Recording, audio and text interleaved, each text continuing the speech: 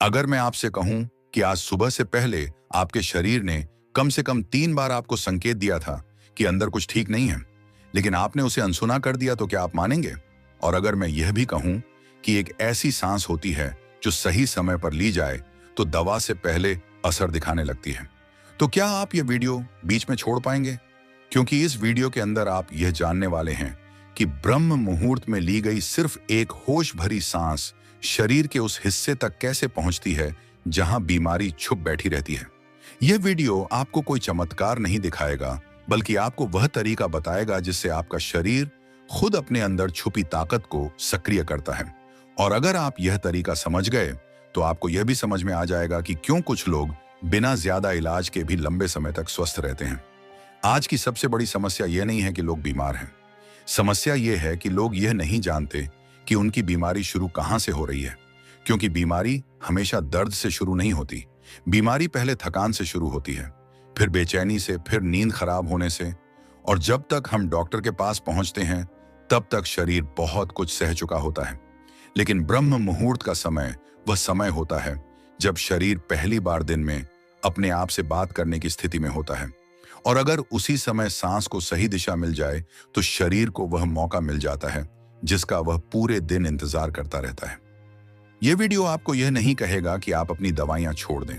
यह वीडियो आपको यह समझाएगा कि दवा से पहले शरीर को कैसे तैयार किया जाए, ताकि दवा कम लगे, ताकि बीमारी कमजोर पड़े, ताकि मन शांत हो। क्योंकि जब मन शांत होता है तब शरीर आधा ठीक हो चुका होता है। और यही कारण है कि इस वीडियो को अंत तक देखने वाले लोग ये समझ पाते हैं कि सांस सिर्फ हवा नहीं होती, सांस जानकारी होती है, आदेश होती है, और शरीर उसी आदेश पर काम करता है। अब यहां से जो बात आगे बढ़ने वाली है वह साधारण नहीं है, क्योंकि अब हम उस जगह की बात करने जा रहे हैं जहां से बीमारी को ताकत मिलती है और जहां से उसका अंत भी होता है। जब इंसान ब्रह्म मुहूर्त में आंखें बंद करके बैठता है और पहली बार यह महसूस करता है कि उसकी सांस नाक तक सीमित नहीं है, बल्कि उसके शरीर के अंदर एक रास्ता बना रही है, तब शरीर के भीतर जमा हुआ डर, तनाव और पुरानी थकान धीरे धीरे ढीली पड़ने लगती है। और उसी ढील के साथ बीमारी की पकड़ कमजोर होने लगती है। बहुत कम लोग ये समझते हैं कि बीमारी शरीर में टिकती इसलिए है क्योंकि शरीर हमेशा अलर्ट मोड में रहता है, लड़ने की स्थिति में रहता है, और जब शरीर लड़ रहा होता है तब वह ठीक नहीं हो सकता।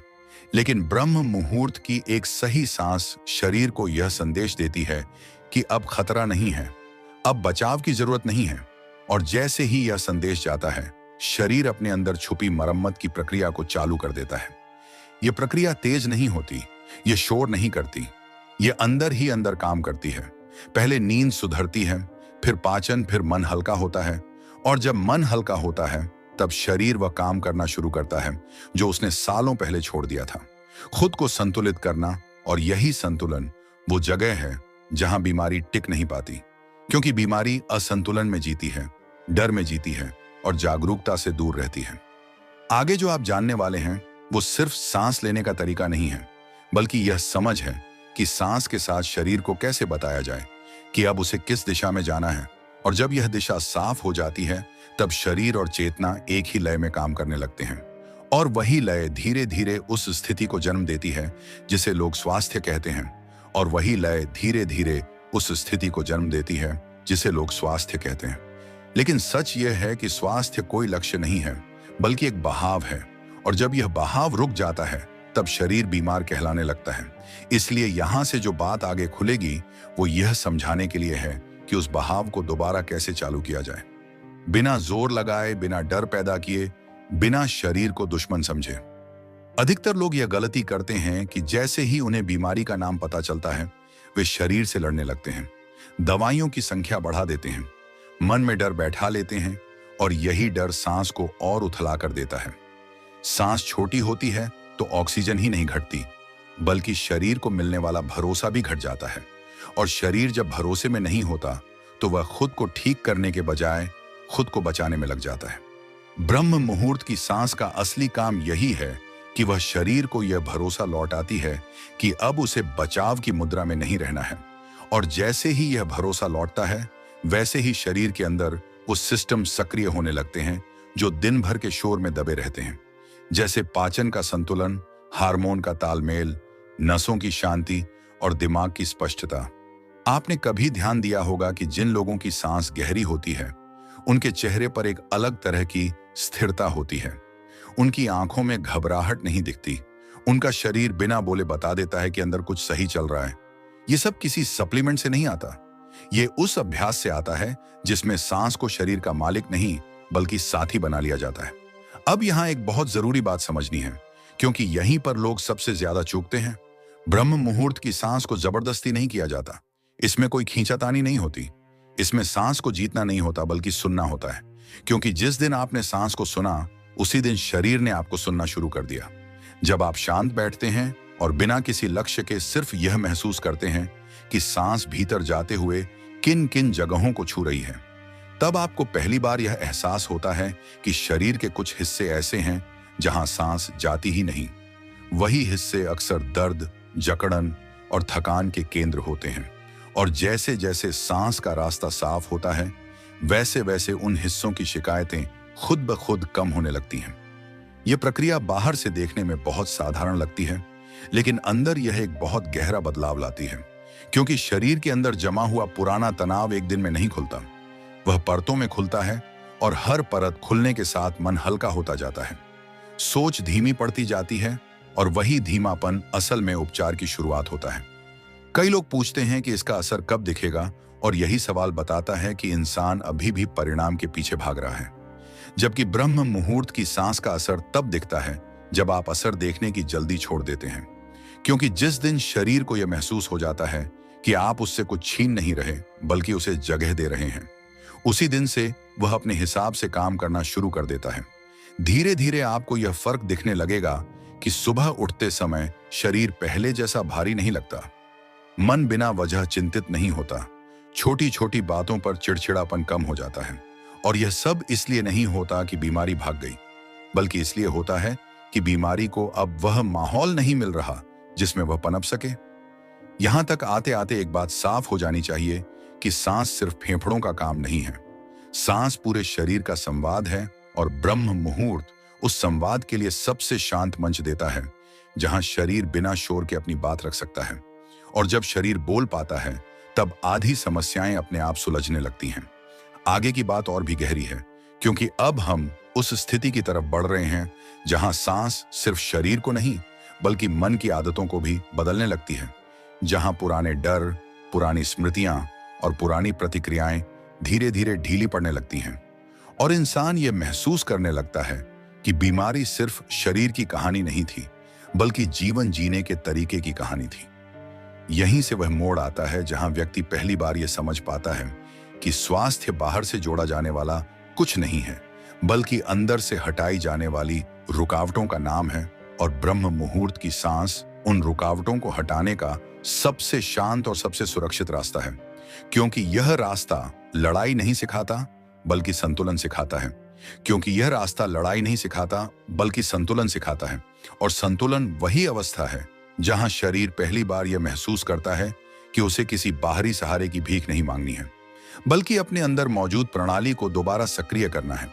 वही प्रणाली जो बचपन में अपने आप काम करती थी, जब हम बिना सोचे बिना डर के गहरी सांस लेते थे और शरीर थकने के बाद खुद ही संभल जाता था। समय के साथ हमने सांस को छोटा कर लिया, डर के साथ जोड़ दिया, जल्दी जल्दी जीने की आदत में उसे सतही बना दिया। और जब सांस सतही हो जाती है तो जीवन भी सतही हो जाता है। बाहर से भरा हुआ लेकिन अंदर से खोखला, और उसी खोखलेपन में बीमारी को टिकने की जगह मिलती है, क्योंकि वहां ना जागरूकता होती है ना स्थिरता। ब्रह्म मुहूर्त की सांस धीरे धीरे इसी खोखलेपन को भरना शुरू करती है। पहले बहुत हल्के तरीके से, जैसे कोई बंद कमरे की खिड़की थोड़ी सी खोल दे। हवा अचानक नहीं आती, लेकिन एक ठंडक महसूस होती है, और वही ठंडक संकेत होती है कि अंदर कुछ बदल रहा है, भले ही अभी शब्दों में पकड़ में ना आए। इस अभ्यास को करते हुए कई बार ऐसा होगा कि आपको लगेगा कुछ भी नहीं हो रहा, और यही वह क्षण होता है जहां अधिकतर लोग रुक जाते हैं। लेकिन असल में उसी समय शरीर अंदर गहराई में काम कर रहा होता है, क्योंकि जो चीजें सालों में बनी होती हैं वह मिनटों में नहीं खुलती। उन्हें धैर्य चाहिए, और ब्रह्म मुहूर्त का सबसे बड़ा उपहार ही यही धैर्य है। धीरे धीरे सांस के साथ शरीर का रिश्ता बदलने लगता है। आप महसूस करने लगते हैं कि कुछ भावनाएं जो पहले बिना वजह उभर आती थीं, अब उतनी तेज नहीं रही। कुछ डर जो पहले रात में जगाए रखते थे, अब उतनी पकड़ नहीं बनाते। और यह सब इसलिए होता है क्योंकि जब सांस गहरी होती है तो दिमाग को यह संदेश मिलता है कि स्थिति नियंत्रण में है। दिमाग जब नियंत्रण में होने का संकेत पाता है तो वह तनाव के हार्मोन कम करता है, नसों को ढीला छोड़ता है और वही ढील शरीर को मरम्मत की स्थिति में ले जाती है। यह कोई कल्पना नहीं है, बल्कि शरीर की वही स्वाभाविक प्रक्रिया है जो हर जीव में मौजूद है, लेकिन इंसान ने उसे अपनी आदतों से दबा दिया है। अब यहाँ एक और परत खुलती है, क्योंकि जब सांस के साथ शरीर शांत होने लगता है तो मन की पुरानी आदतें सामने आने लगती हैं। कभी कभी पुराने दुख, कभी पुरानी यादें, कभी ऐसा डर जिसका कोई वर्तमान कारण नहीं होता। और यही वह जगह है जहां अधिकतर लोग घबरा जाते हैं। लेकिन समझने वाली बात यह है कि यह सब बाहर नहीं आ रहा, बल्कि बाहर निकल रहा है। जब यह सब बाहर निकलता है तो शरीर हल्का होता है, सांस और गहरी होती है, और उस गहराई में एक अलग तरह की स्पष्टता जन्म लेती है, जिसमें इंसान पहली बार यह पहचान पाता है कि कौन सी पीड़ा शरीर की है और कौन सी मन की। और यह पहचान अपने आप में आधा उपचार होती है। ब्रह्म मुहूर्त की सांस किसी को बदलने की जल्दी नहीं करती, यह किसी लक्ष्य की घोषणा नहीं करती। यह बस रोज थोड़ा थोड़ा रास्ता साफ करती जाती है, और यही निरंतरता उस बदलाव की नींव बनती है जो बाहर से देखने पर अचानक लगता है, लेकिन अंदर से बहुत धीरे धीरे तैयार होता है। कई लोग इस अवस्था में यह महसूस करने लगते हैं कि उन्हें कुछ बातें साफ दिखने लगी हैं। जीवन के कुछ फैसले जो पहले उलझे हुए लगते थे, अब सरल लगने लगते हैं। और यह इसलिए नहीं होता कि दुनिया बदल गई, बल्कि इसलिए होता है कि सांस के साथ उनकी दृष्टि साफ हो गई है। जब दृष्टि साफ होती है तो शरीर भी साफ संकेत देने लगता है। वह बता देता है कि उसे क्या सूट कर रहा है और क्या नहीं, कौन सी आदत उसे थका रही है और कौन सी उसे सहारा दे रही है। और यही आत्मबोध वो चीज है जो किसी भी बाहरी इलाज से ज्यादा ताकतवर होती है। यहीं से यह अभ्यास सिर्फ स्वास्थ्य तक सीमित नहीं रहता, बल्कि जीवन की गुणवत्ता को छूने लगता है।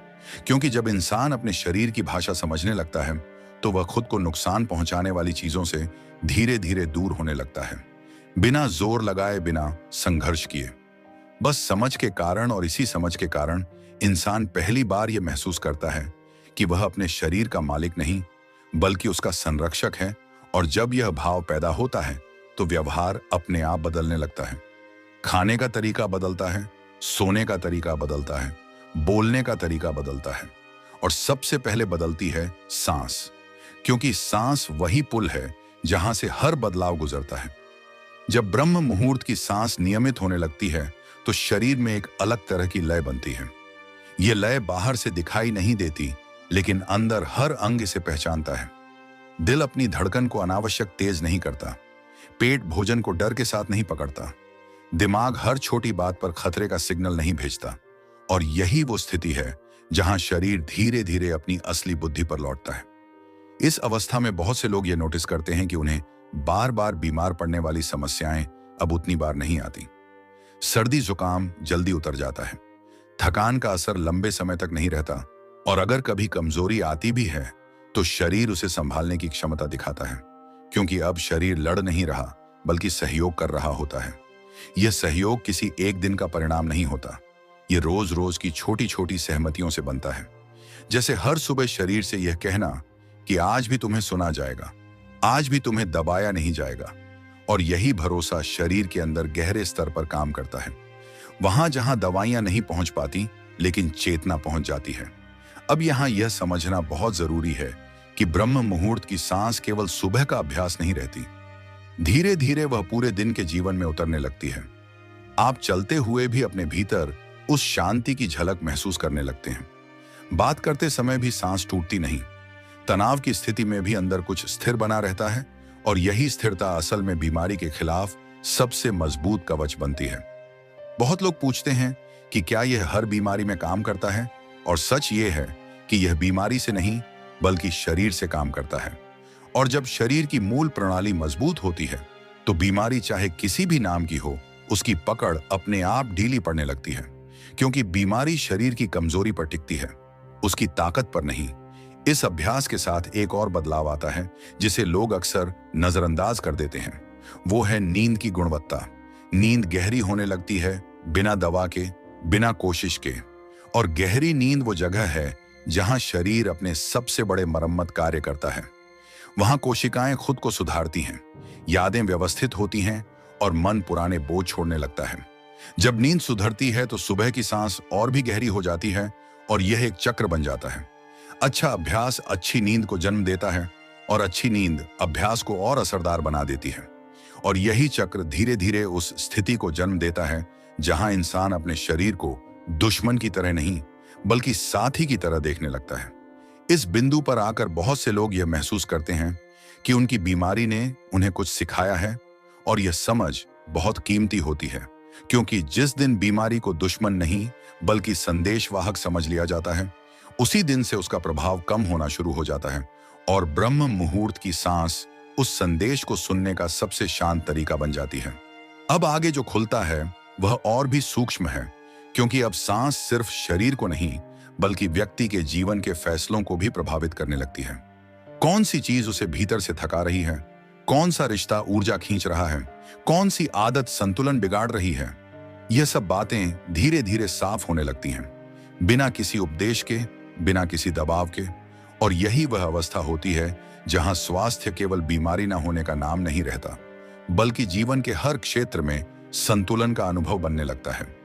जहां इंसान कम में भी संतुष्ट रहता है, ज्यादा में भी अस्थिर नहीं होता। और यह संतुलन सांस के उसी सरल अभ्यास से जन्म लेता है जिसे लोग अक्सर बहुत साधारण समझकर छोड़ देते हैं। और यही कारण है कि इस अवस्था में पहुंचकर इंसान पहली बार यह समझ पाता है कि स्वास्थ्य कोई बाहर से जोड़ी जाने वाली चीज नहीं है, बल्कि अंदर से हटाई जाने वाली रुकावटों का परिणाम है। और जब रुकावटें हटने लगती हैं तो शरीर अपने स्वाभाविक संतुलन की ओर लौटने लगता है, बिना किसी शोर के, बिना किसी घोषणा के, बस अपने काम में लगा हुआ। इस स्तर पर सांस अब सिर्फ एक क्रिया नहीं रहती बल्कि एक संकेत बन जाती है। संकेत इस बात का कि शरीर किस दिशा में जा रहा है। और जब कभी जीवन में कोई ऐसा पल आता है जहां तनाव बढ़ने लगता है, मन भटकने लगता है या शरीर फिर से भारी महसूस करने लगता है, तो वही सांस तुरंत यह बता देती है कि कहीं संतुलन डगमगा रहा है। और यही समय होता है जब इंसान खुद को समय रहते संभाल सकता है। धीरे धीरे यह समझ बैठ जाती है कि बीमारी अचानक नहीं आती, वह छोटे छोटे संकेतों के रास्ते आती है और ब्रह्म मुहूर्त की सांस उन संकेतों को पकड़ने की क्षमता देती है। जैसे शरीर फुसफुसाकर पहले ही बता देता हो कि अब रुक जाओ, अब दिशा बदलो, अब खुद को थोड़ा और सुनो। जब इंसान इस सुनने की कला को सीख लेता है तो जीवन की गति अपने आप बदलने लगती है। फैसले जल्दबाजी में नहीं होते, प्रतिक्रियाएं तीखी नहीं रहती और वही ठहराव शरीर के भीतर एक ऐसी जगह बनाता है जहां बीमारी को पनपने के लिए जगह ही नहीं मिलती, क्योंकि वहां लगातार जागरूकता मौजूद रहती है। इस प्रक्रिया में एक और गहरा बदलाव आता है जिसे बहुत कम लोग शब्दों में पकड़ पाते हैं। वो यह कि व्यक्ति अपने शरीर से डरना बंद कर देता है।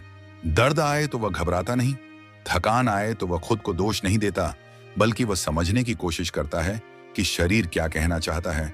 और यही संवाद धीरे धीरे शरीर और मन के बीच की दूरी को खत्म कर देता है।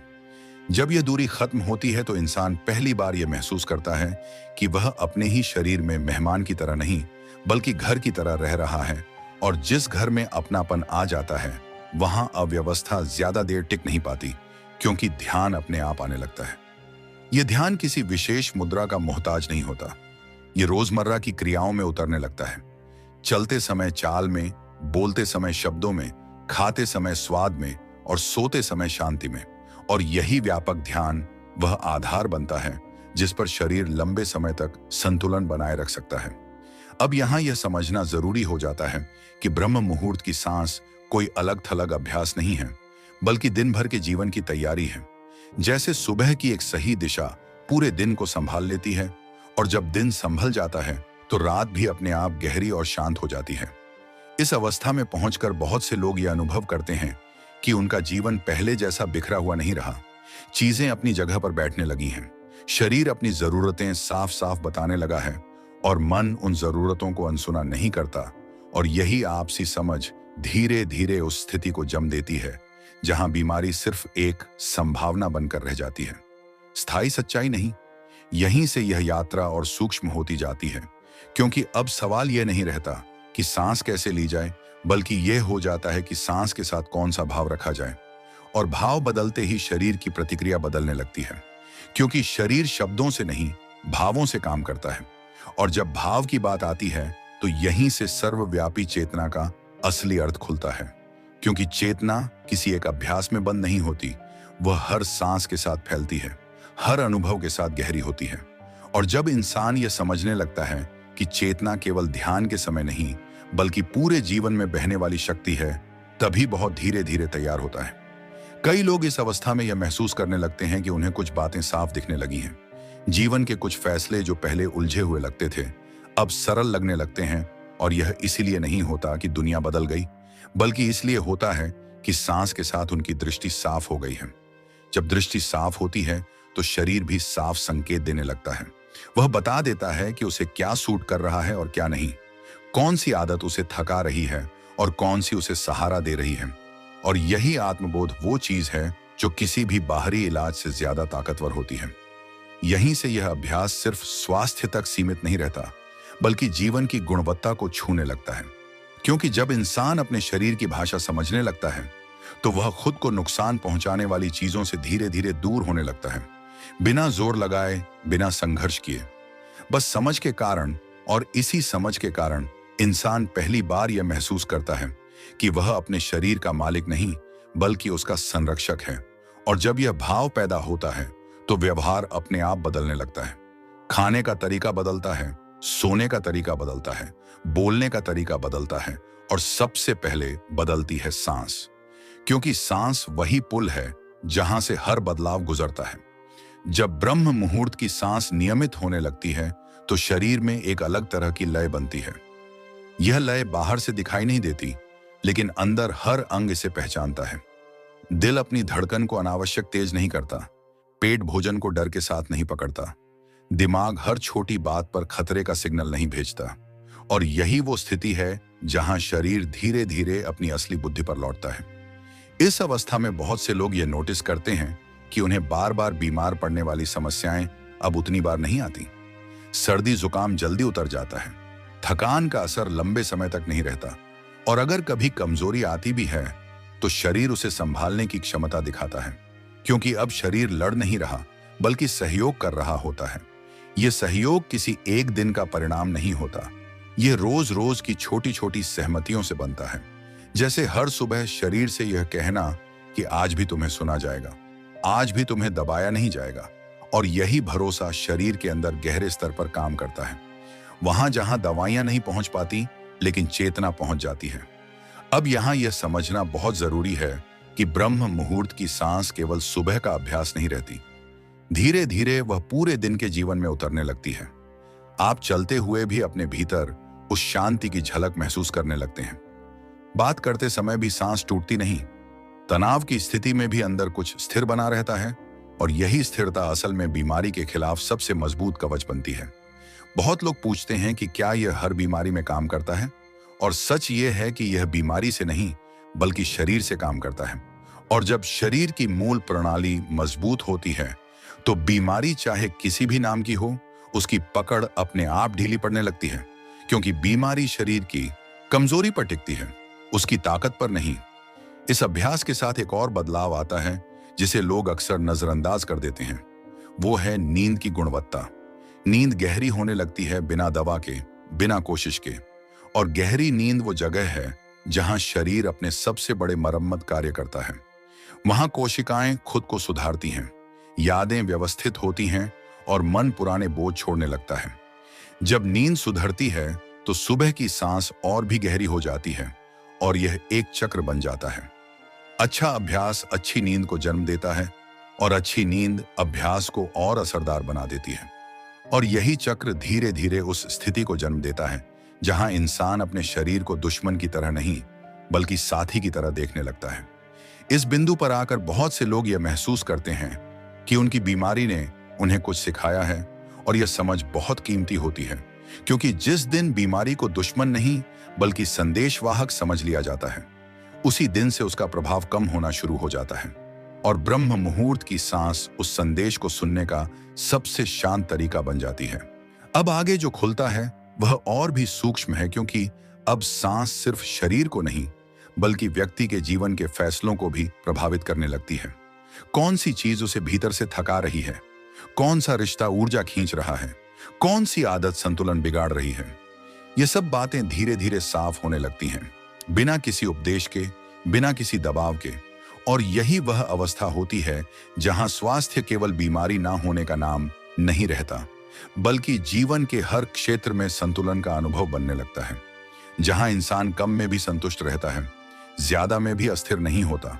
और यह संतुलन सांस के उसी सरल अभ्यास से जन्म लेता है जिसे लोग अक्सर बहुत साधारण समझकर छोड़ देते हैं। और यही कारण है कि इस अवस्था में पहुंचकर इंसान पहली बार यह समझ पाता है कि स्वास्थ्य कोई बाहर से जोड़ी जाने वाली चीज नहीं है, बल्कि अंदर से हटाई जाने वाली रुकावटों का परिणाम है। और जब रुकावटें हटने लगती हैं तो शरीर अपने स्वाभाविक संतुलन की ओर लौटने लगता है, बिना किसी शोर के, बिना किसी घोषणा के, बस अपने काम में लगा हुआ। इस स्तर पर सांस अब सिर्फ एक क्रिया नहीं रहती, बल्कि एक संकेत बन जाती है। संकेत इस बात का कि शरीर किस दिशा में जा रहा है। और जब कभी जीवन में कोई ऐसा पल आता है जहां तनाव बढ़ने लगता है, मन भटकने लगता है या शरीर फिर से भारी महसूस करने लगता है, तो वही सांस तुरंत यह बता देती है कि कहीं संतुलन डगमगा रहा है। और यही समय होता है जब इंसान खुद को समय रहते संभाल सकता है। धीरे धीरे यह समझ बैठ जाती है कि बीमारी अचानक नहीं आती, वह छोटे छोटे संकेतों के रास्ते आती है। और ब्रह्म मुहूर्त की सांस उन संकेतों को पकड़ने की क्षमता देती है, जैसे शरीर फुसफुसाकर पहले ही बता देता हो कि अब रुक जाओ, अब दिशा बदलो, अब खुद को थोड़ा और सुनो। जब इंसान इस सुनने की कला को सीख लेता है तो जीवन की गति अपने आप बदलने लगती है। फैसले जल्दबाजी में नहीं होते, प्रतिक्रियाएं तीखी नहीं रहती, और वही ठहराव शरीर के भीतर एक ऐसी जगह बनाता है जहां बीमारी को पनपने के लिए जगह ही नहीं मिलती, क्योंकि वहां लगातार जागरूकता मौजूद रहती है। इस प्रक्रिया में एक और गहरा बदलाव आता है जिसे बहुत कम लोग शब्दों में पकड़ पाते हैं।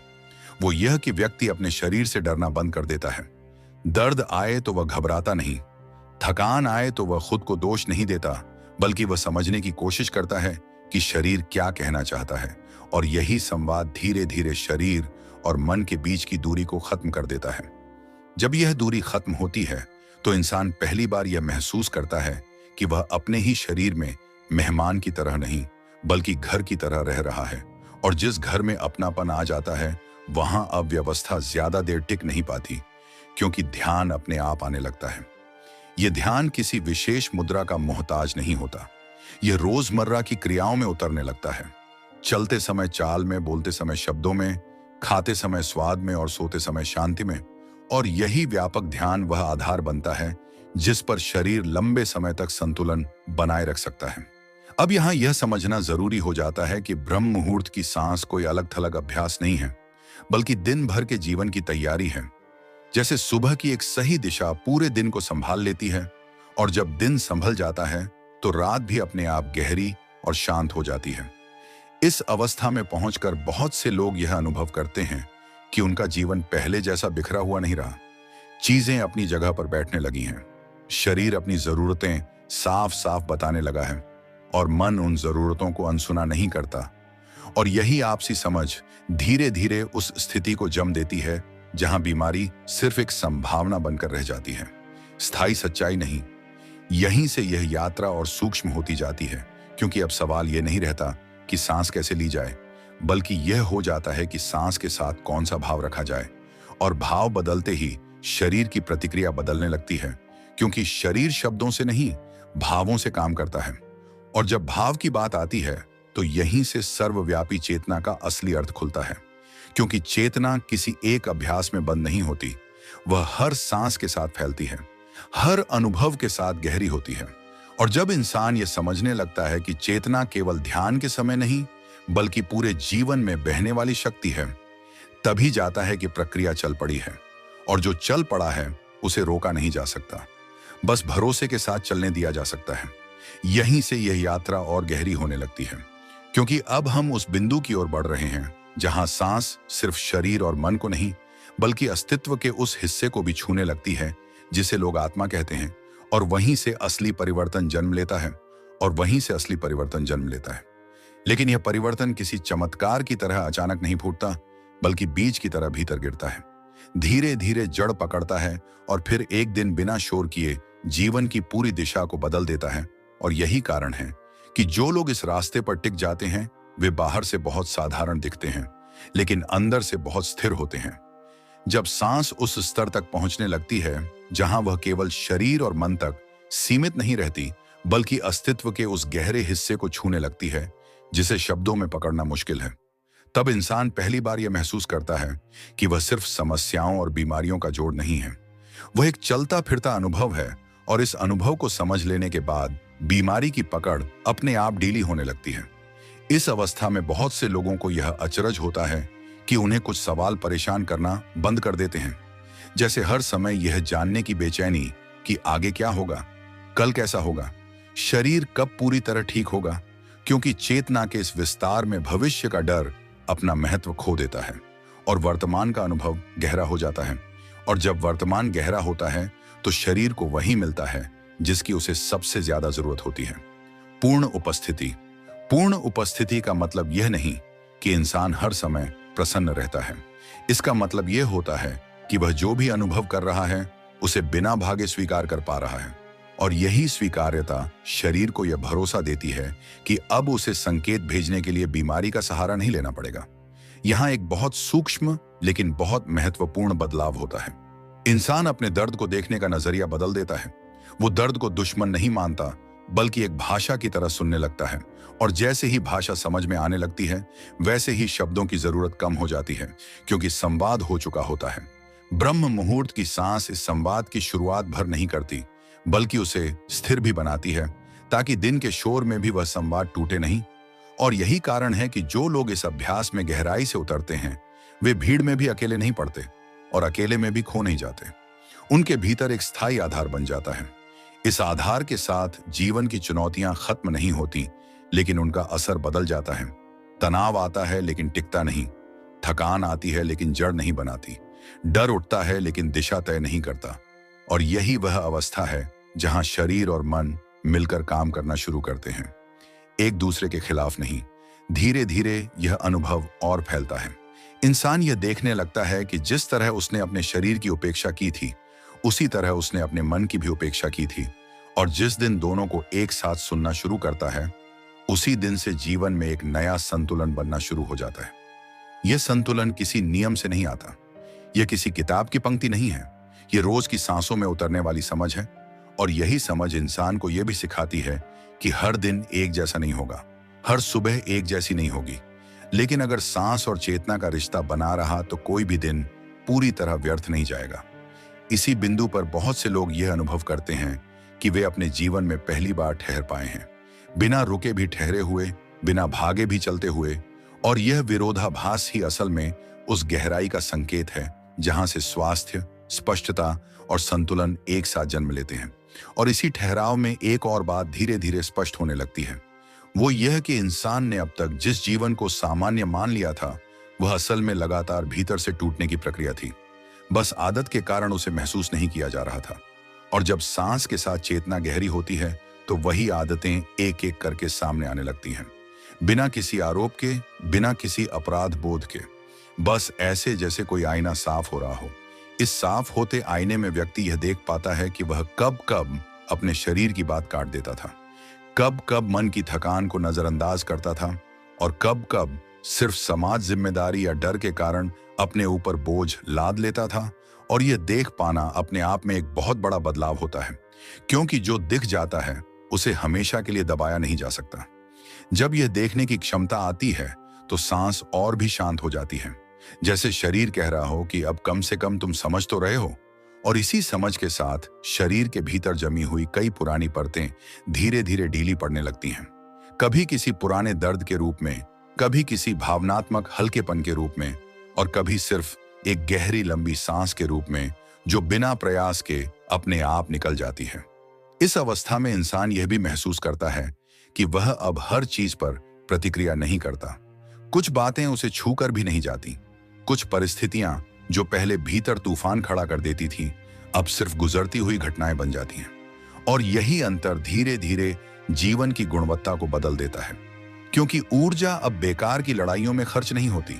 ऊर्जा जब बचती है तो वह शरीर की मरम्मत में लगती है, रचनात्मकता में लगती है, स्पष्ट सोच में लगती है, और यहीं से व्यक्ति के चेहरे, चाल और आवाज में एक अलग तरह की स्थिरता दिखने लगती है, जिसे शब्दों में बताना मुश्किल है लेकिन महसूस करना बहुत आसान है। यह स्थिरता किसी कठोर अनुशासन से नहीं आती, यह उस सहजता से आती है जहां इंसान ने खुद को लगातार साबित करने की दौड़ से थोड़ा बाहर खींच लिया होता है। और ब्रह्म मुहूर्त की सांस इस खिंचाव को बिना झटके के संभव बनाती है, क्योंकि वह शरीर को यह याद दिलाती है कि जीवन सिर्फ दौड़ नहीं है, वह एक लय भी है। जब यह लय पकड़ में आने लगती है तो इंसान अपने भीतर के उतार चढ़ाव से डरना बंद कर देता है। वह जान जाता है कि कभी मन भारी होगा, कभी हल्का होगा, कभी शरीर थका होगा, कभी ऊर्जा से भरा होगा, और यह सब जीवन का हिस्सा है। समस्या तब शुरू होती है जब इन अवस्थाओं के खिलाफ लड़ाई शुरू कर दी जाती है। इस समझ के साथ व्यक्ति अपने अनुभवों को जगह देने लगता है, और यही जगह वह खालीपन पैदा करती है जिसमें चेतना फैलती है। और चेतना के फैलते ही शरीर को यह महसूस होता है कि अब उसे हर बात पर सख्त होने की जरूरत नहीं है, अब वह थोड़ा नरम भी हो सकता है। नरमी आते ही शरीर की कई पुरानी जकड़ने अपने आप ढीली पड़ने लगती हैं, कंधों में, गर्दन में, पेट में, और कई बार इंसान को यह भी समझ नहीं आता कि वह किस वजह से हल्का महसूस कर रहा है। बस इतना पता होता है कि कुछ बोझ उतर गया है। यह बोझ केवल मांसपेशियों का नहीं होता, यह वर्षों की मानसिक पकड़ का बोझ होता है, अपेक्षाओं का बोझ होता है, डर का बोझ होता है। और जब यह उतरता है तो इंसान पहली बार यह अनुभव करता है कि वह अपने शरीर के भीतर थोड़ा और फैल गया है, जैसे अंदर जगह बढ़ गई हो। और इसी फैलाव के भीतर व्यक्ति यह भी महसूस करने लगता है कि उसकी पहचान अब सिर्फ नाम, काम या रिश्तों तक सीमित नहीं रही। उसके भीतर कुछ ऐसा जाग रहा है जो देखने वाला है, अनुभव करने वाला है, लेकिन किसी भी अनुभव में पूरी तरह उलझ नहीं रहा। और यही वह बिंदु है जहां जीवन पहली बार बोझ नहीं बल्कि एक यात्रा जैसा लगने लगता है। जब यह देखने वाला भाव स्थिर होने लगता है तो इंसान अपने विचारों को भी बाहर से देख पाता है, जैसे विचार उसके मालिक नहीं हैं बल्कि मेहमान हैं, जो आते हैं, ठहरते हैं और चले जाते हैं। और इस समझ से सबसे बड़ा डर टूटता है, वह डर कि अगर मैंने अपने विचारों को पकड़े नहीं रखा तो मैं बिखर जाऊंगा। जबकि सच्चाई यह होती है कि पकड़ ही बिखराव की असली वजह थी। इसी अवस्था में व्यक्ति यह भी समझने लगता है कि शरीर और मन के बीच जो लगातार संघर्ष चलता रहता था वह अब धीमा पड़ रहा है। शरीर संकेत देता है और मन सुनने लगता है। मन इच्छा करता है और शरीर अपनी सीमा बता देता है। और यह संवाद जबरदस्ती का नहीं बल्कि सहज होने लगता है। इस सहजता के साथ सुबह का समय, विशेषकर ब्रह्म मुहूर्त, किसी अभ्यास से ज्यादा एक आमंत्रण जैसा लगने लगता है, जैसे पूरी प्रकृति धीमी आवाज में कह रही हो कि अभी सब कुछ खुला है, अभी सुनना आसान है, अभी भीतर उतरना सरल है। और जो इस समय सिर्फ कुछ क्षण भी अपने भीतर ठहर जाता है वह दिन भर के लिए एक अलग गुणवत्ता लेकर चलता है। धीरे धीरे व्यक्ति यह भी नोटिस करता है कि अब उसकी प्रतिक्रियाएं कम हो रही हैं और उत्तरदायित्व बढ़ रहा है। फर्क बस इतना है कि अब वह जिम्मेदारी बोझ की तरह नहीं लगती बल्कि स्वाभाविक प्रतिक्रिया की तरह आती है।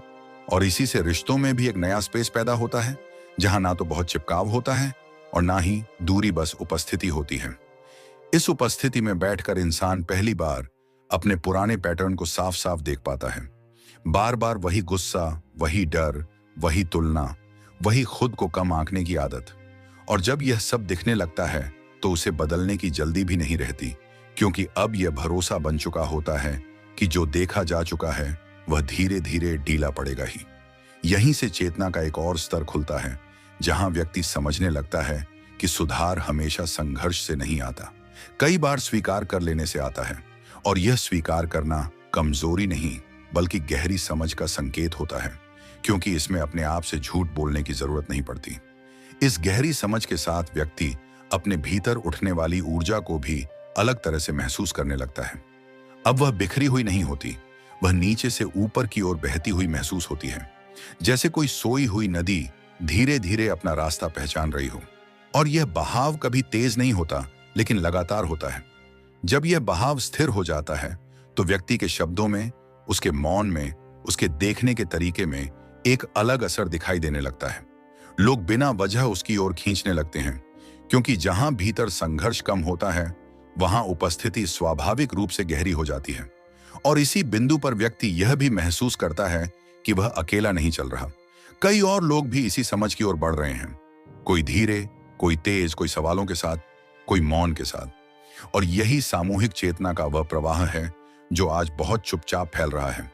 इसी प्रवाह को समझने, जीने और शब्द देने की कोशिश हम अपने चैनल सर्वव्यापी चेतना पर भी करते हैं, जहां अनुभव को सिद्धांत से ऊपर रखा जाता है और जागरूकता को डर से मुक्त रखा जाता है, ताकि जो भी इस रास्ते पर है उसे यह एहसास हो सके कि वह गलत नहीं है, वह बस जाग रहा है। और अब यहीं से यह यात्रा और भी भीतर की ओर मुड़ती है, जहां शरीर, मन और चेतना के बीच की सीमाएं और धुंधली होने लगती हैं, जहां सवाल बदलने लगते हैं और जहां खोज किसी उत्तर की नहीं बल्कि स्वयं को और साफ देखने की बन जाती है। और जैसे जैसे स्वयं को साफ देखने की यह प्रक्रिया गहराती जाती है, वैसे वैसे व्यक्ति को यह भी अनुभव होने लगता है कि अब वह जीवन को काबू करने की कोशिश नहीं कर रहा, बल्कि जीवन के साथ बह रहा है। और यही बहाव सबसे बड़ा परिवर्तन होता है, क्योंकि यहां नियंत्रण की जगह भरोसा जन्म लेता है। इस भरोसे के साथ भीतर एक अजीब सी शांति उतरती है। लेकिन यह वह शांति नहीं होती जो सब कुछ ठीक होने पर आती है, बल्कि यह वह शांति होती है जो तब भी बनी रहती है जब बाहर कुछ भी ठीक ना लग रहा हो, क्योंकि अब आधार बाहर नहीं रहा, आधार भीतर टिक चुका होता है। यहीं पर इंसान यह समझने लगता है कि दुख और समस्या जीवन से गायब नहीं हुई है, बस अब उनका असर बदल गया है। वे अब पहचान नहीं बनाती, वे सिर्फ घटनाएं रह जाती हैं। और जब घटना और पहचान अलग अलग हो जाती है तो पीड़ा अपने आप हल्की पड़ जाती है। इसी अवस्था में मन की पुरानी आदतें आखिरी बार जोर लगाती हैं, कभी शक बनकर, कभी आलस्य बनकर, कभी यह कहकर कि यह सब कल्पना है। और यहीं पर साधक की वास्तविक परीक्षा होती है, क्योंकि अब उसे किसी नए अनुभव की नहीं बल्कि निरंतर सजगता की जरूरत होती है। जब वह इस सजगता को थामे रखता है तब धीरे धीरे भीतर एक मौन फैलने लगता है। ऐसा मौन जो खाली नहीं होता बल्कि भरा हुआ होता है, जिसमें शब्दों की जरूरत नहीं पड़ती। और इसी मौन में कई ऐसे प्रश्न अपने आप गिर जाते हैं जिनका उत्तर खोजते खोजते इंसान थक चुका था। इस मौन से बाहर आते हुए व्यक्ति देखता है कि उसकी प्राथमिकताएं बदल रही हैं। अब वह हर बात पर राय देने की मजबूरी महसूस नहीं करता, हर जगह सही साबित होने की आग नहीं जलती, और हर तुलना अर्थहीन लगने लगती है, क्योंकि अब भीतर की तृप्ति किसी बाहरी मान्यता पर निर्भर नहीं रहती। और जब यह तृप्ति स्थिर होने लगती है तो व्यक्ति के कर्म भी बदलने लगते हैं। अब वह कुछ पाने के लिए नहीं करता, बल्कि जो भीतर उमड़ रहा है उसे व्यक्त करने के लिए करता है। और यही कारण है कि उसके काम में एक अलग गुणवत्ता दिखाई देने लगती है, चाहे वह बोलना हो, लिखना हो, सिखाना हो या बस किसी के साथ बैठना हो। यहीं से जीवन का एक और रहस्य खुलता है कि सबसे गहरी सेवा बिना योजना के होती है, बिना प्रचार के होती है, सिर्फ उपस्थिति के कारण होती है। और जो व्यक्ति स्वयं से जुड़ जाता है वह अनजाने में ही दूसरों के लिए सहारा बन जाता है। इस बिंदु पर साधक यह भी समझने लगता है कि चेतना कोई दूर की मंजिल नहीं थी, वह तो हर अनुभव में मौजूद थी, बस ध्यान बिखरा हुआ था। और अब जब ध्यान एक जगह टिकने लगा है तो वही साधारण सा जीवन असाधारण लगने लगता है। दिनचर्या वहीं रहती है, जिम्मेदारियां वहीं रहती हैं, लेकिन उन्हें निभाने वाला व्यक्ति भीतर से बदल चुका होता है। और यही परिवर्तन बाहर के किसी बड़े बदलाव से कहीं अधिक गहरा होता है। अब यहीं से चेतना की यह यात्रा एक और सूक्ष्म मोड़ लेती है, जहां अनुभव और अनुभव करने वाले के बीच का फासला और कम होने लगता है, जहां देखने वाला भी धीरे धीरे पिघलने लगता है, और जहां मैं की परिभाषा पहले से कहीं ज्यादा शांत और विस्तृत होने लगती है। और जब मैं की यह परिभाषा शांत और विस्तृत होने लगती है तब साधक पहली बार यह देख पाता है कि जिस अहंकार को वह दुश्मन समझता रहा वह दरअसल एक अस्थायी संरचना थी, एक उपकरण था जिसे जरूरत से ज्यादा महत्व दे दिया गया था। और अब जब चेतना फैलती है तो वह अहंकार को तोड़ती नहीं, बस उसकी पकड़ ढीली कर देती है। यहीं से जीवन में एक गहरा संतुलन जन्म लेता है, जहां ना तो संसार से भागने की इच्छा रहती है और ना ही संसार में डूब जाने की मजबूरी। व्यक्ति बाजार में भी चलता है तो भीतर मौन बना रहता है, भीड़ में भी होता है तो अकेलापन नहीं लगता, और अकेले में भी डर नहीं उठता, क्योंकि अब साथ देने के लिए स्वयं की उपस्थिति पर्याप्त हो चुकी होती है। इस अवस्था में साधक यह भी समझने लगता है कि अध्यात्म कोई अलग गतिविधि नहीं है, यह तो हर क्षण की गुणवत्ता है। सांस लेते समय, बोलते समय, सुनते समय, यहां तक कि गलती करते समय भी अगर सजगता बनी रहे तो वही साधना बन जाती है। और यही समझ उसे अपराध बोध और आत्म आलोचना से धीरे धीरे मुक्त करती है। अब वह खुद को सुधारने के लिए खुद से लड़ता नहीं, बल्कि खुद को समझने के लिए खुद के पास बैठता है। और इस बैठने में जो करुणा जन्म लेती है वही असली परिवर्तन का स्रोत बनती है। क्योंकि जहां करुणा होती है वहां जबरदस्ती नहीं होती, वहां विकास स्वाभाविक होता है। धीरे धीरे साधक यह भी देखता है कि समय के साथ उसका रिश्ता बदल रहा है। पहले वह भविष्य में जीता था या अतीत में उलझा रहता था। अब वर्तमान में टिकने का स्वाद मिलने लगा है और यह वर्तमान कोई सीमित पल नहीं, बल्कि एक जीवित विस्तार की तरह महसूस होता है जिसमें हर क्षण नया है। इस नएपन के साथ जीवन की छोटी छोटी बातें भी गहराई से दिखने लगती हैं।